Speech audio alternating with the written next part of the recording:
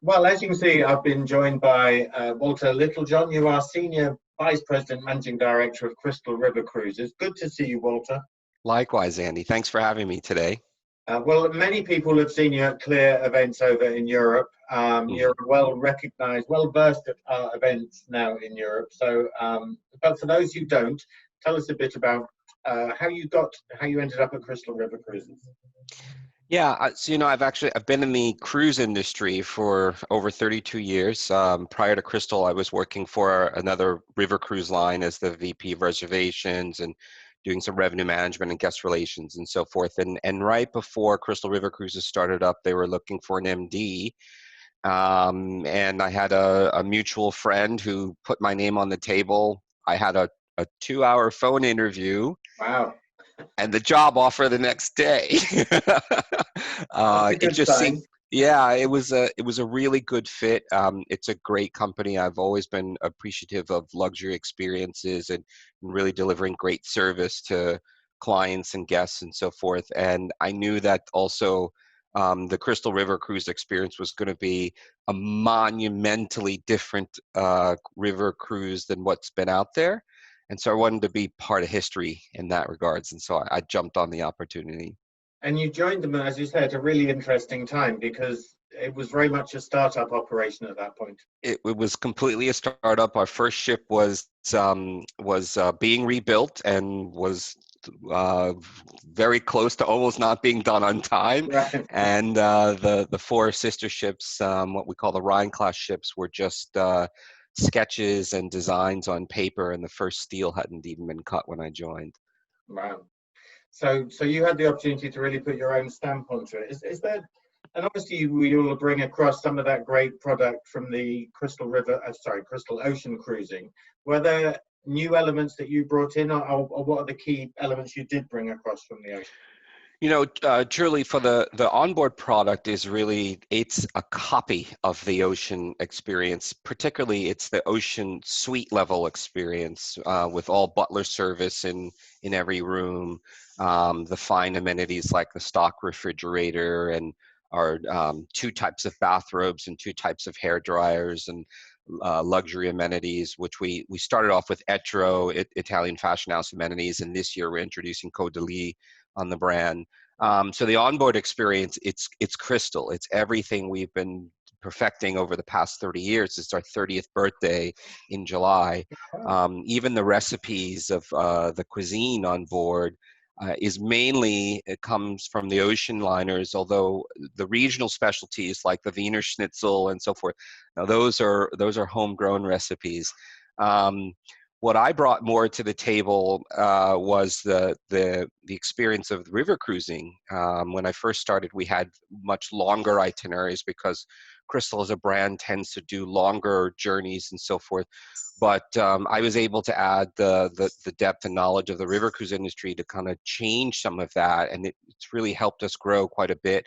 We've opened up the Crystal brand to a younger audience by having shorter cruises of shorter durations, mainly 7 nights, and then turning in some really popular ports like Amsterdam and Budapest and Vienna that people have come to kind of equate with river cruising, and that's done quite well for us. We'll come to itineraries in a second because I can see behind you you've got a beautiful view of one of the European rivers. Yeah. But did that move of some of that dining experience from the ocean ships to river, did that allow you to bring across a lot of people who'd only ocean cruised in the past and wanted to try river? Yeah, so it's interesting. We got into the business because our ocean cruise customers were telling us that they wanted to do river cruises. Some were telling us they had done some river experiences and they fell short of their expectations. But what we see is about 58% of our guests have never cruised with us before, but have cruised. Right. And specifically, there are a lot of people who've done our luxury competitors on ocean. And they mainly have shared with us that they like to travel a certain way. They're familiar with the Crystal brand. They know that we deliver at the level to which they're accustomed. It gives them an opportunity to try Crystal on a small ship format, which is quite appealing to a lot of people. And the proof is in the pudding. The river ships have been the highest ranked ships in the Crystal fleet since we started. And already, much like our ocean sister company, we have been winning a ton of world's best awards from the moment we started. We won our first one in 2017 from Travel and Leisure magazine. Most recently, we won Condé Nast Traveler, world's best river cruise line. So, it's a formula that works. Yeah. The Crystal experience is tried and true, and people have been raving about it for years. So we're happy that we've been able to deliver that same level of excellence on the river ship platform. Well, congratulations on your awards. I've been on one of the river ships. They are beautiful. Thank you. So congratulations on the product as well. Thank you. In terms of delivering that luxury experience, how challenging is it to do it on rivers in Europe? Because you don't control the destination, or you have some control over the destination experience, but not all of it. Well, for the destination experience, we actually, we wouldn't take no for an answer. We knew that if we could do it for the ocean ships when we visit these great destinations, we could find a way to do it for the river ships. And it's actually been, I mean, Europe is just a potpourri of phenomenal experiences, and we've been able to find these great experiences and offer them on the river cruise ship platform. We had to kind of get a bit more granular than what you would typically find in the river industry. So our ships travel with their own fleet of motor coaches. We actually have our guides go through a training session at the beginning of the season to understand the essence of the Crystal experience, how we communicate with guests and so forth. And we tend not to hire guides who haven't gone through the training. We also, we don't hire back guides who failed in delivering the Crystal level of service to our guests. So we're very particular there. But Europe is so rich in everything, in content and service and food and so forth. And so it's been easier from that standpoint to operate in Europe than it would be in some other destinations. And that will play a role in where we expand to in the future as well. We'll only go to destinations where we can deliver the Crystal caliber of experience. There's some river cruise destinations that require that your ship be operated by a local partner and not you yourself, whatever. And so we'll never go into those destinations because we do run our own ships. There are Crystal employees, Crystal owned ships, Crystal built ships, and we'll only go to markets where that can be supported. And you make the point about expansion. There are lots of rivers in Europe for you to choose from. And presumably that will help with repeat business as well, that they can visit different rivers. Yeah, that's correct. We're on the four main rivers: the Rhine, the Danube, the Main, and the Mosel. That's where about 85% of the industry's capacity is. There are other opportunities within Europe. People always say, "Where are you going to France?" Which we were going to start initially in France, and then decided to pull back on that. So there's an opportunity in Portugal and some other places. So as time goes on, we'll find new places to explore.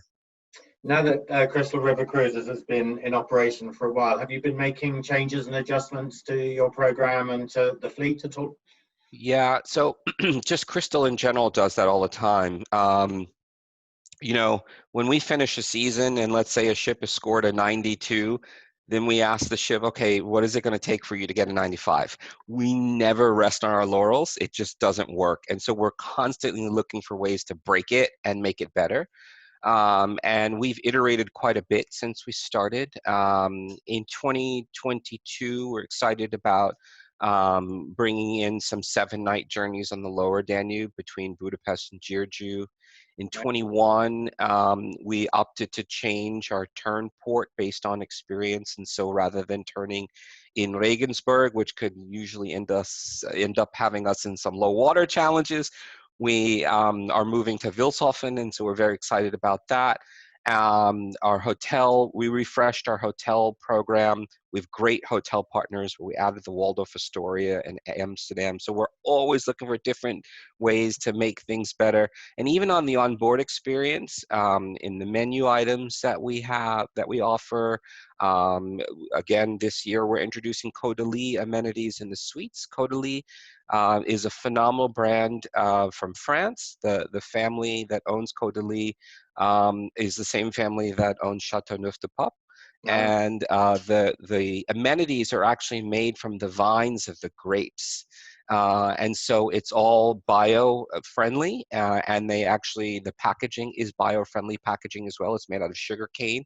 So we're really excited about that, because as you know, those little amenity bottles can Yeah. eat up quite a bit of plastic, and so that will be eliminated. And so we're always looking for different things and different ideas, and we listen a lot, not only to our guests but also our travel partners. There's been some travel partners who've given us some great ideas of things to make better, and we listen.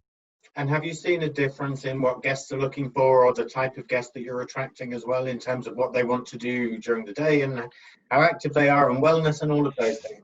Yeah, it's quite an active bunch that shows up on our river cruises. They're actually younger than the guests that sail on our ocean liners, and they want more immersive experiences. They want to interact with local people. They want to try more of the local foods. They're very interested in a lot of the active excursions that we have, like the hiking and the biking and so forth.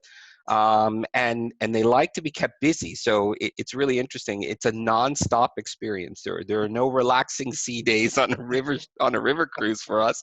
We're always in port every single day. We do a lot of overnights and so forth. And so we find that it's mainly the active traveler who's coming to visit us. And it is multi-generational as well. So we have some of the stories that I love to hear is when people who may have grown up in the region, but then later immigrated to the United States. So they may have grown up in Germany or Austria, or whatever, and they're bringing their family back. And they're going back to where they grew up, the home where they lived or so forth. I love hearing those stories because I just think it's so touching. And it's nice for people to be able to explore, their roots. And so those are great stories to hear. Yeah, absolutely. And we're all looking to the time when we can start exploring again, and things change. Oh. And the time is right for that. But how have you been doing? How have you coped with the changes and the crisis, and how it's affected all of us? Yeah, well, I was sharing with some colleagues. This is the longest stretch of time that I've been home in the past 4.5 years. And as much as I love Miami, I really miss my ships and my crew and Europe, and I really want to get back out there. So I'm really looking forward to when we can restart up service, as is our crew.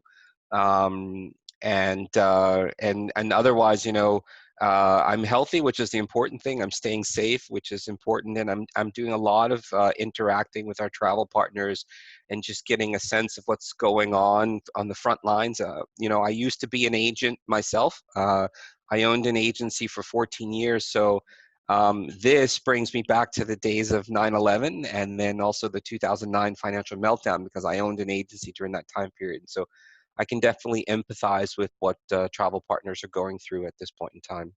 Yeah, absolutely. Very much on the front line, as you say, and doing a great job looking after our mutual guests and customers. Definitely.